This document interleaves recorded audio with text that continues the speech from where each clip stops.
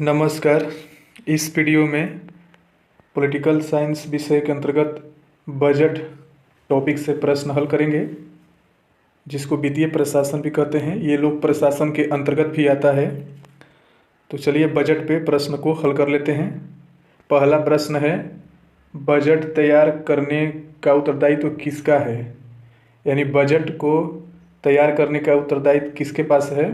तो ऑप्शन देख लेते हैं। ऑप्शन ए है राजस्व विभाग, या ऑप्शन बी है बजट विभाग, या ऑप्शन सी है आर्थिक मामलों का विभाग, या ऑप्शन डी है व्यय विभाग।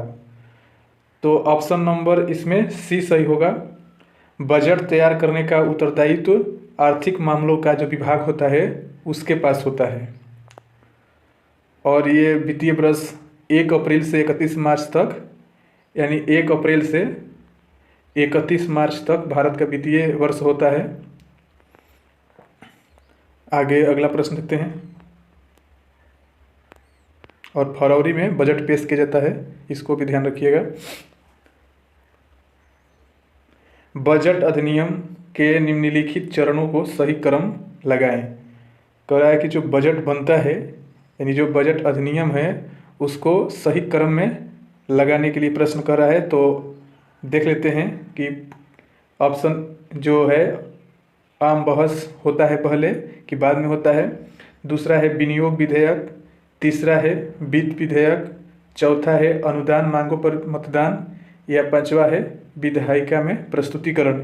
ये 5 चरण होते हैं उसमें, तो इसको क्रम से लगाना है।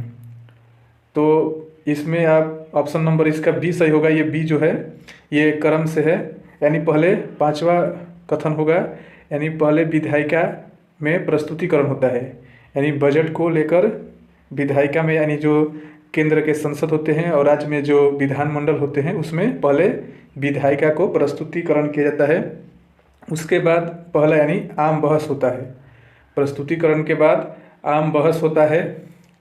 आम बहस होने के बाद आपका ये अनुदान मांगों पर मतदान किया जाता है, यानी अनुदान मांगों पर मतदान किया जाता है। फिर उसके बाद विनियोग विधेयक पारित किया जाता है, यानी दूसरा होगा।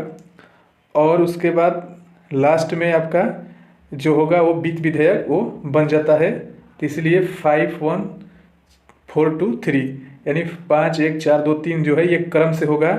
यानी जब बजट बनता है तो संसद में जब पेश होता है तो पहले विधायिका में प्रस्तुतिकरण किया जाता है, फिर उस पर आम बहस होता है, फिर अनुदान मांगों पर मतदान होता है, फिर उसके बाद विनियोग विधेयक पेश किया जाता है, फिर उसके बाद वो वित्त विधेयक के रूप में पारित होता है।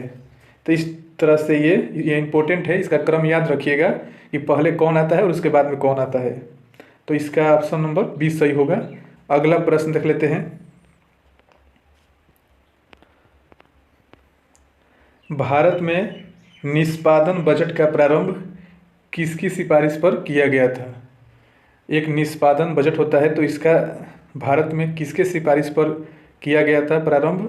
तो ऑप्शन ए है भारत के नियंत्रक एवं महालेखा परीक्षक के सिफारिश पर, या ऑप्शन बी आकलन समिति के सिफारिश पर, या ऑप्शन सी प्रशासनिक सुधार आयोग के सिफारिश पर, या ऑप्शन डी A+B जो रिपोर्ट है उसके आधार पर। तो इस प्रश्न का सही ऑप्शन नंबर बी सही होगा।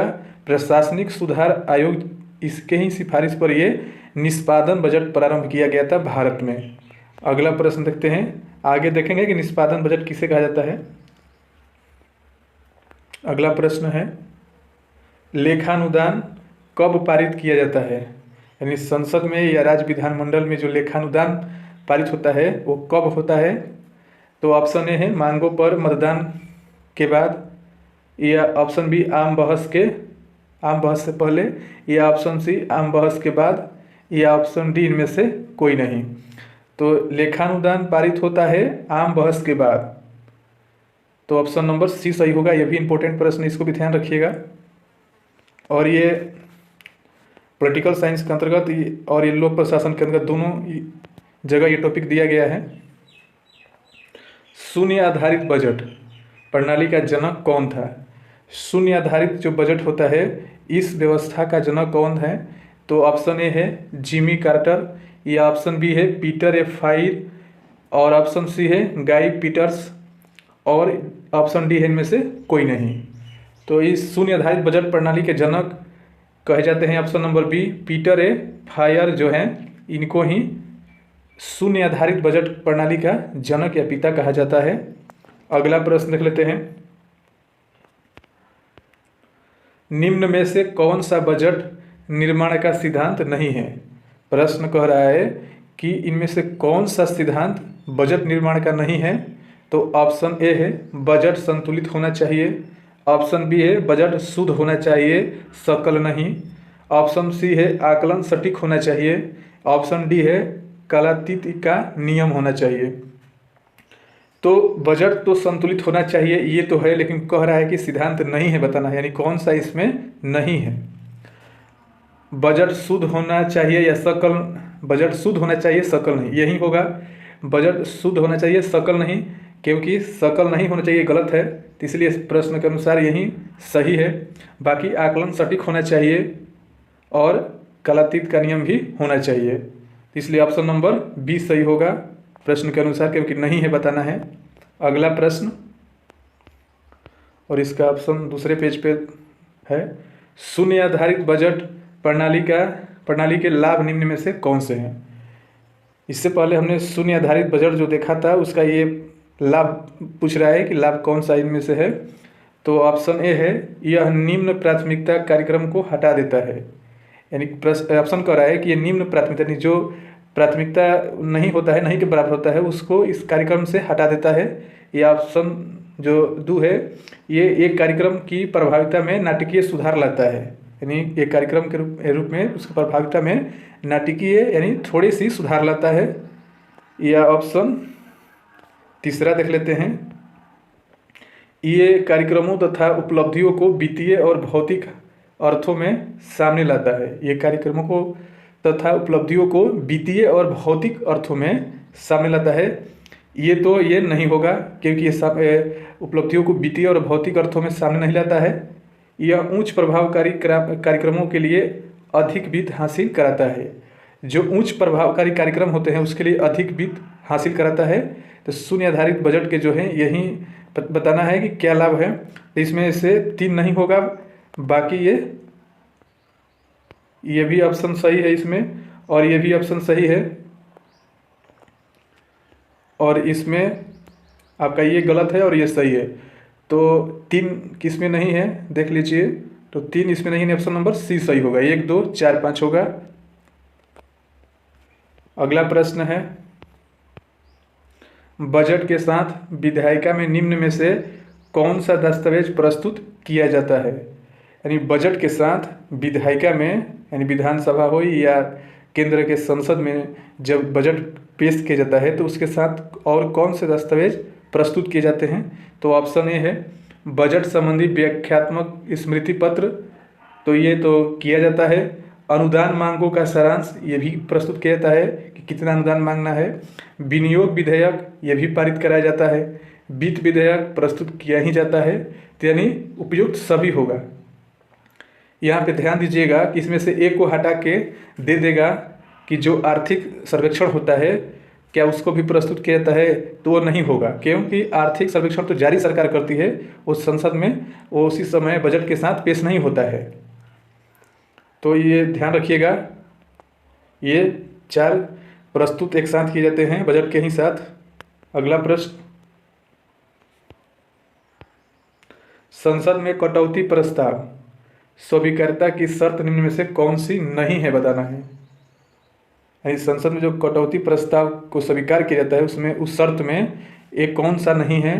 तो ऑप्शन देख लेते हैं। ऑप्शन ए है इसको मौजूदा नियमों में संशोधन का सुझाव नहीं देना चाहिए, ये तो है।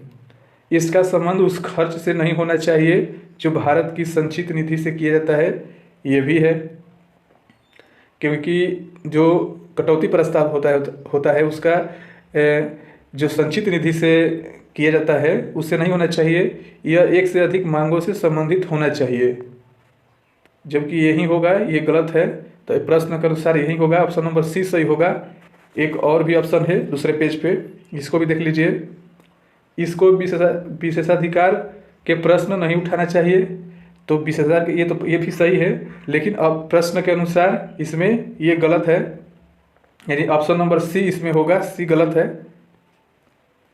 तो इसलिए सी सही होगा। अगला प्रश्न देखते हैं, और ये वीडियो का अंतिम प्रश्न है, नियंत्रण महालेखा परीक्षक की टीका टिप्पणी पर उचित कार्यवाही करने की अंतिम जिम्मेदारी किसकी है। यानी नियंत्रण महालेखा परीक्षक जब किसी रिपोर्ट पे टीका टिप्पणी करता है, जैसे वित्तीय लेखा की जांच तो वही करता है कि कितने सरकार ने कहाँ कहाँ खर्च किया है, उसकी रिपोर्ट राष्ट्रपति को सौंपता है और राष्ट्रपति संसद के समक्ष रखवाते हैं।